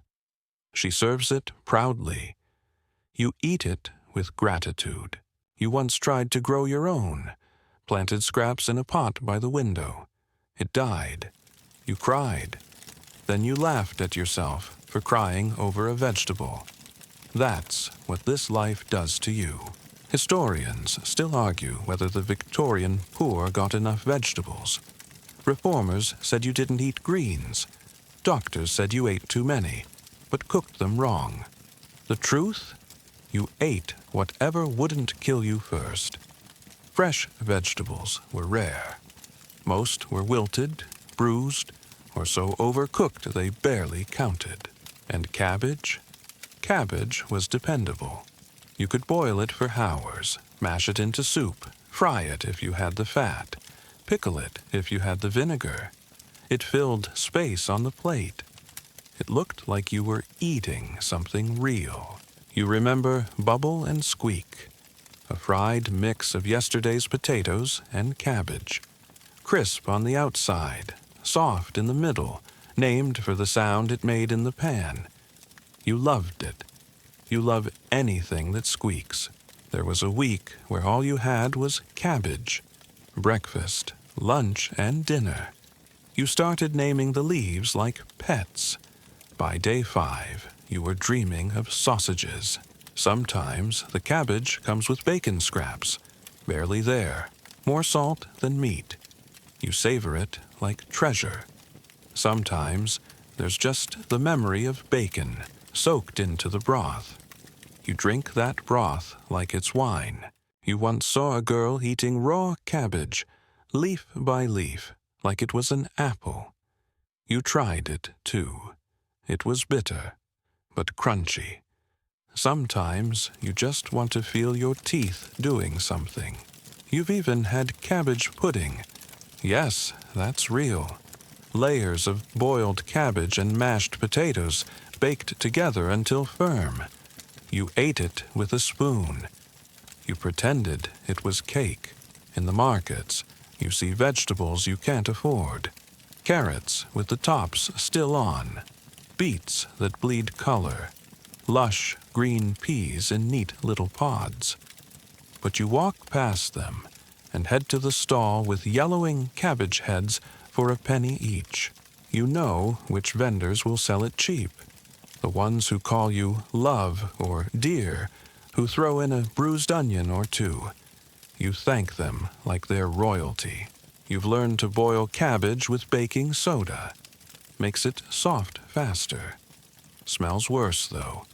You air out the room, fan the window, light a match. It helps a little. Tonight, your sister wrinkles her nose as she eats. She says she hates cabbage. You pretend to agree. Then you slide half your portion onto her plate and tell her to finish it.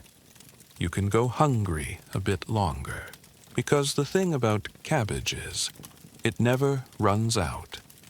Not really. There's always one more leaf, one more pot, one more half-head turning sour on the counter that you might still save. And when it's gone, you'll miss it. Not for the flavor, for the comfort of having something. Because in a world like this, even boiled bitterness feels like home. You lean against the back wall of the bakery, hands stuffed deep into your pockets, nose twitching at the smell drifting from the open door. Warm yeast, sweet flour, and wait, is that spice? You weren't planning to spend your last halfpenny, but your feet won't move, because today is rare. Today, there are buns, not the flaky, buttery kind your mind conjures from fairy tales. No, these are dense, chewy things, stamped flat from weeks-old dough and sweetened just enough to trick your tongue.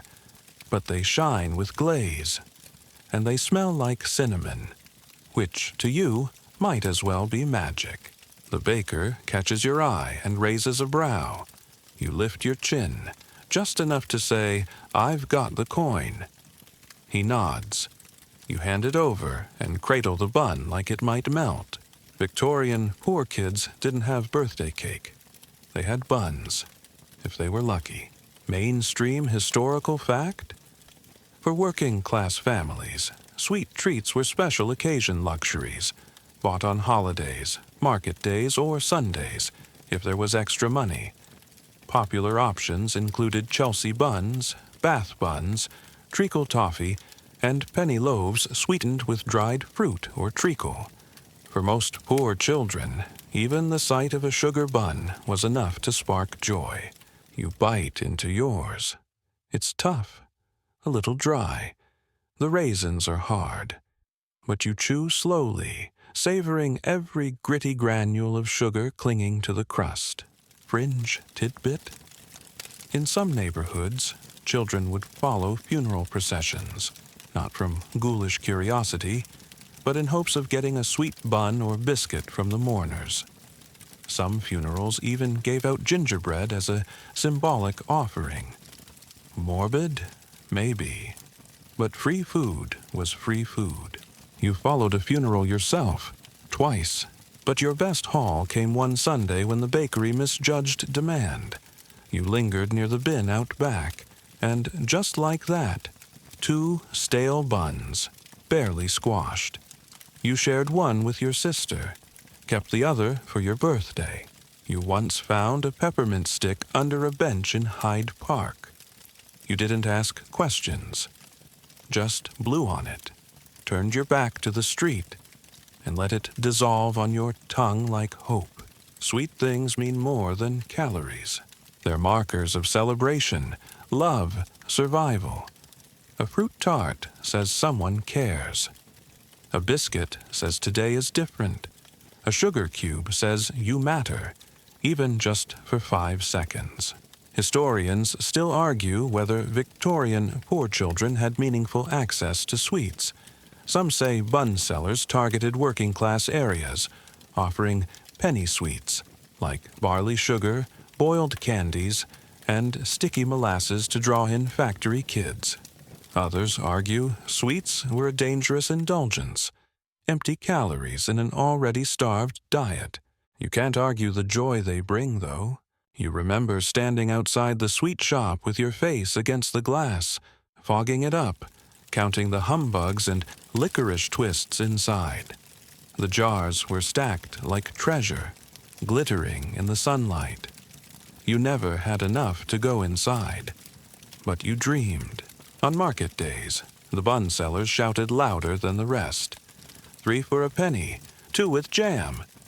You've begged for coins, offered to carry parcels, even once danced a jig on a dare just for a half-penny bun. Worth it. You've made your own sweets, too, sort of. Bread crust toasted over the fire and sprinkled with sugar, if there's any. You called it poor boy pie. Your sister still thinks it's fancy. And on very special days, treacle. Thick, dark, impossibly sticky. You've eaten it off a spoon, off a crust, straight from the tin when no one was looking. One time, you dropped a glob on your foot. You still licked it off. Then there's rice pudding with jam. School dinners sometimes. You swirl the jam in like paint and pretend you're rich. It tastes like a holiday. It tastes like someone planned ahead. You've heard of Queen Victoria's Christmas cake. Almond paste, candied peel, brandy-soaked sponge. You laugh. Your Christmas cake is more like a biscuit that's seen too much. But once, a church feast gave out slices of real fruit cake. You cried after, not from happiness, just from the weight of it. From the fact that someone thought of you. You've tried to stretch sugar, saved bits from tea, traded for syrup. Even once chewed on raw beet for a hint of sweetness. You told your brother it was candy. He didn't believe you, but he chewed too. Tonight, you have a stale Chelsea bun in your pocket. You found it, still wrapped, no mold. You wait until your sister falls asleep, then slip it onto her blanket. No note, just the bun. You lie back and listen to her whisper, "ooh," when she finds it. You smile into the dark and sleep. Because even in a world of boiled cabbage and gray porridge, a sweet bun can feel like sunrise. You're 12, maybe 13, hard to say exactly when birthdays blur into seasons, and you're standing by the back alley with a small, oily packet in your hands. It's not a meal. It's not even a snack, really. But it is meat, or something close enough to it. Tripe. Boiled cow stomach. Pale. Rubbery. Smelling vaguely like laundry water and betrayal. You stare at it. Then at your friend, who's already chewing his piece like it's roast beef. He shrugs. "Chew fast," he says. "Don't think too hard." You bite. It's chewy. It's weird. It squeaks against your teeth. And yes, it tastes exactly like you thought cow stomach might taste. But you keep chewing, because hunger is a better cook than any chef. Mainstream historical fact. In the 19th century, offal, organs, and unwanted cuts like liver, kidneys, tripe, and lights, lungs, was a major part of the urban poor's protein intake, sold cheap by butchers and hawkers. For wealthier Victorians, those parts were animal waste. For you, they're Tuesday dinner. Offal's affordable. It's also available because the rich don't want it. And that means it ends up in neighborhood stalls, doled out in greasy newspaper, steaming from battered pots. Some vendors stew it with onions. Others just slap it in a dish and call it done. You've had cow-heel jelly.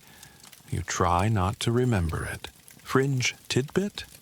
Faggots, a beloved dish in some working-class regions, were made from minced offal, mostly liver and heart, mixed with breadcrumbs and herbs, then wrapped in caul fat and baked.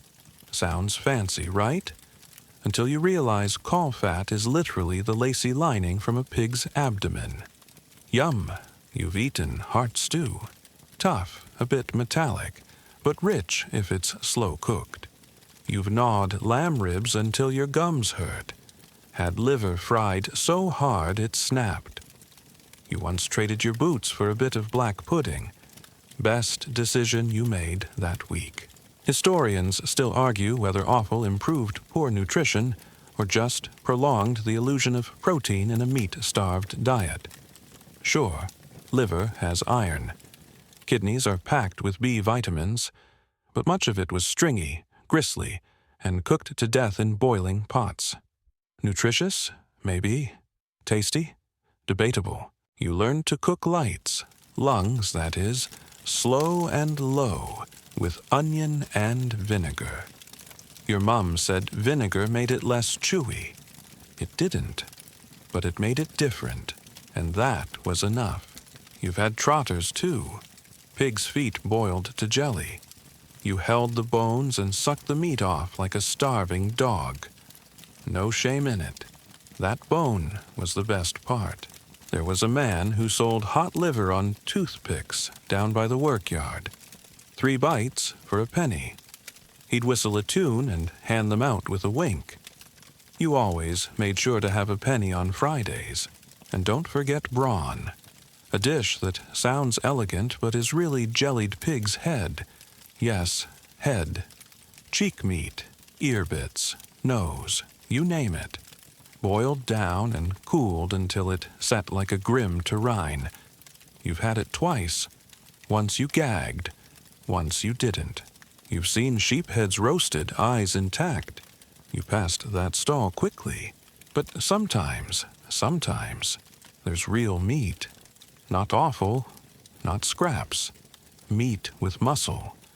One glorious bite of beef, or chicken so tender it falls apart in your hands. You remember a Christmas when the church gave out meat pies, real ones, with actual gravy. You clutched yours like a newborn. Didn't even breathe until the crust broke under your spoon. And sausages. Let's talk sausages. Cheap ones, mostly made of breadcrumbs, sawdust, and hope. But they smelled incredible. You used to follow the scent cart like a moth to flame. If you had enough pennies, you bought one and pretended it was steak. Blood sausage, too. Black pudding. Fried till crisp, eaten with day-old bread. You could smell it across the alley. Your stomach would grumble like thunder. You've roasted marrow bones in the fire. Sucked out the soft insides. Licked your fingers after. You've seen kids boil chicken feet into soup. You've seen whole families split one boiled ham hock between 6. And yet, there's a strange kind of joy in the scarcity, in the tiny bites, the bold flavors, the act of eating something the rich would throw away and calling it dinner because you made it into something. You turned bone and sinew into survival. Tonight, your plate holds a puddle of onion gravy with a few coins of fried liver. You scoop them slowly. Share one with your sister. Eat the last with your eyes closed, pretending it's a roast. She asks what it is. You lie and say steak. She grins. You grin too, because sometimes lying with love is more honest than truth with hunger. And tomorrow, if you're lucky, there'll be tripe again. You'll chew fast. You won't think too hard. The rain hits hard tonight, loud against the window glass, louder still on the slate roof overhead. You're wrapped in a worn blanket, your feet tucked under your legs, and a dented bowl cradled in your lap. Inside, there's soup, or something like soup. It's more broth than body, mostly hot water, flecked with onion bits, and a stray carrot chunk bobbing like a survivor at sea. A little barley at the bottom, if you're lucky, but it's hot, and your fingers curl around the bowl like it's treasure. This is what it comes down to most nights. Soup.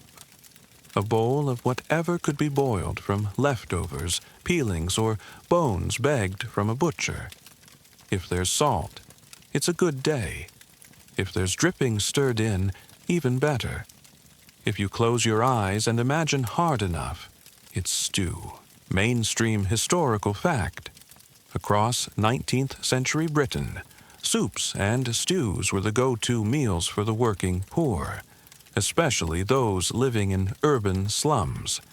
Cheap to make, easy to stretch, and forgiving of substitutions, soup could be served 3 times a day and still feel like a full meal, just barely. You've had hundreds of kinds of soup, all without names. A handful of lentils, some old cabbage, potato skins, water. You've eaten beef, soup with no beef. Pea, soup with no peas. Onion soup with half an onion and a story to go with it. Fringe tidbit. In some workhouses, soup was so universally despised that inmates called it swill or liquid despair. Yet some charitable soup kitchens swore by cheap meatless stew, made from flour-thickened water flavored with celery salt and old bones. You've had versions of both. You prefer your own. You remember the special soup from the mission hall on Sundays, laden with barley and real vegetables, even herbs. You went back for seconds once. The matron frowned. You still licked the bowl clean. Soup has rules. You always let it cool just enough not to burn. You never sip too fast. You always leave a spoonful at the bottom for your sister. It's her favorite part. You've learned how to build flavor from scraps. Fry the onions first if you can. Stir constantly if you want it thick. A crust of stale bread mashed in can turn water into something close to stew. A marrow bone boiled twice still gives enough flavor for one more meal. Historians still argue whether soup kitchens encouraged dependence or sustained dignity. Some called them handouts that killed ambition. Others said they saved lives. You don't care much for the politics. You care about the heat in your hands and the silence at the table when everyone finally eats. You've tried making mock turtle soup, a Victorian joke of a dish, named after the rich man's delicacy but made with calf's head and dubious seasoning. Yours used no meat at all. You renamed it Hope Broth. It didn't catch on. There's a recipe your mum swears by. Stone soup. You start with a clean stone, then add whatever you've got. The story says it tastes better if everyone contributes. Some days, all you've got is the stone, but it still fills a pot. You once made soup from nothing but carrot tops and bread crusts. It smelled better than it tasted, but it warmed your chest, and that was enough. You know, soup is more than food. It's warmth. It's ritual. It's the clink of spoons and the hush of dinner. It's a way to say we're okay without speaking. Even if no one's really okay. You stir your bowl slowly. You take small sips. You watch the candle flicker and feel, for a moment, safe. Your sister's asleep now, curled on a pallet in the corner. You save her half. Cover it with a plate to keep the heat in. She'll eat it when she wakes, still warm enough to feel like care. You think of all the nights you've eaten this way. Cold hands, warm broth, aching back from the day's work, but a quiet kind of peace settling over you as the pot simmers low. You think of all the people in houses like yours doing the same thing, drinking the same soup, holding the same bowls, and you realize this soup, as thin as it is, connects you to all of them, to every tired body and empty cupboard, to every child who stirred broth and dreamed of roast chicken, to every mother who stretched a bone through 5 mouths, to every father who said he'd already eaten so the kids could have more. Tonight's soup is thinner than usual, but it still fills your belly. It still feels like love. And maybe tomorrow, someone will drop a penny in your palm. Maybe the butcher will give you bones with meat on them. Maybe someone will hand you a carrot from their garden. Maybe. But for now, you finish the last spoonful. You blow out the candle. You pull the blanket tighter, and you sleep, full enough to dream. The fire has faded now, down to warm orange embers that blink gently in the darkness. The pot sits empty on the hearth, its final curl of steam lost to the air. The house is quiet. No footsteps, no clatter, no hunger rumbling under every breath. Just stillness. You lie back on your thin mattress, arms tucked under your head, blanket pulled to your chin. The night hums softly, rain slowing outside, wind brushing the window like a whisper. You close your eyes and let the rhythm of the day fall away. You think of cabbage leaves curling in boiling water, of warm porridge thick in your mouth, of sweet buns and potatoes roasted in the coals. You think of all the meals you've eaten, not grand, not plentiful, but enough. Enough to keep walking. Enough to keep dreaming. Enough to keep loving. The world was never gentle to you, but in its harshest corners, you found gentleness anyway. In a chipped bowl passed hand to hand, in a crust of bread torn and shared, in laughter over watery soup, in the way someone always saved you the last bite. Maybe your meals were humble, but they were real, and so were you. So breathe easy now. The streets outside will still be hard tomorrow, the work just as long, the cupboards just as bare. But tonight, you rest. Tonight, you are safe. Tonight, you are full. Let the soft night hold you like a promise. Let the silence wrap around your tired body. Let the darkness bloom with the quiet glow of memory. And know, deep in your bones, that even in hunger, you lived richly. Good night, love. Sleep well.